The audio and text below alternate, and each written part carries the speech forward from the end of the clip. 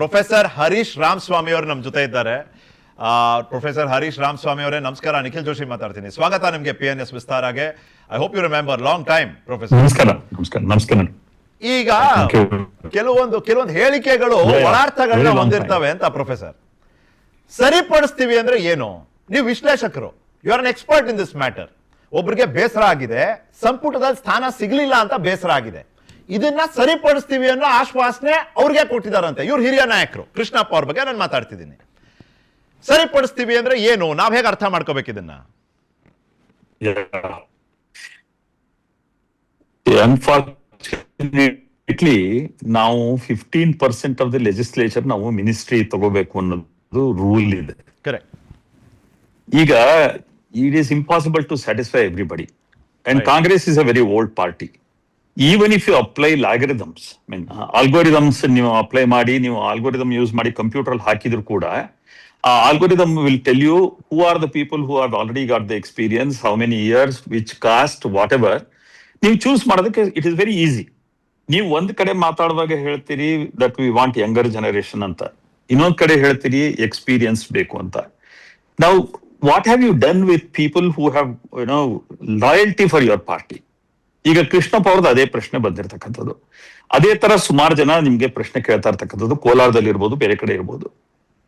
ನಾವು ಹೊರಗಡೆ ಬಂದವರು ಇದನ್ನ ಸರಿಪಡಿಸ್ತೀನಿ ಅಂತ ಹೇಳಿದ್ರೆ, when there is no room at all, ಇದೇನಂತ ಕೊಡುತ್ತೆ? It can only tell you that probably next election ನಾವು ಗೆದ್ರೆ ಅದನ್ನ ನಾವು ನಿಮ್ಗೆ ಏನಾದ್ರು ಮಿನಿಸ್ಟ್ರಿ ಕೊಡ್ತೀವಿ, ಇನ್ನೇನಾದ್ರು ಕೊಡ್ತೀವಿ ಅಂತ ನೀವು ಫಾಲ್ಸ್ ಪ್ರಾಮಿಸ್ ಮಾಡ್ದಂಗೆ. But what is the guarantee that you going to win the election? Absolutely, Professor, you'll agree. So ಈ ಎಲ್ಲ Politics is a game of today. Politics is not even a game of tomorrow. ಇವತ್ತಿನ ಆಟ ರಾಜಕೀಯ. No. Yeah. In politics, even 3 days is Very long. Absolutely. month. Yeah. Very long time. So a day has to be utilized.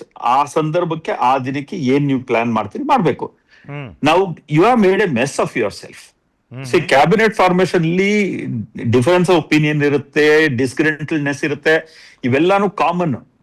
But as a leader of a party, first of all ನೀವು ಮಾಡ್ತಾ ಇರೋ procedure ತಪ್ಪು. ಎಲ್ಲ centralise ಮಾಡಕ್ ಬಿಟ್ಟಿದ್ದೀರಿ. Democratic ಪ್ರಾಸೆಸ್ಗೆ ಮರ್ಯಾದೆನೇ ಇಲ್ಲ ಇಲ್ಲಿ. ಪಾರ್ಟಿಗಳಲ್ಲಿ ಇಂಟರ್ನಲ್ ಡೆಮೋಕ್ರಸಿ ಇಲ್ಲ. So it's like a democratic centralisation ವ್ಯವಸ್ಥೆ ಆಗೋಗ್ಬಿಟ್ಟಿದೆ.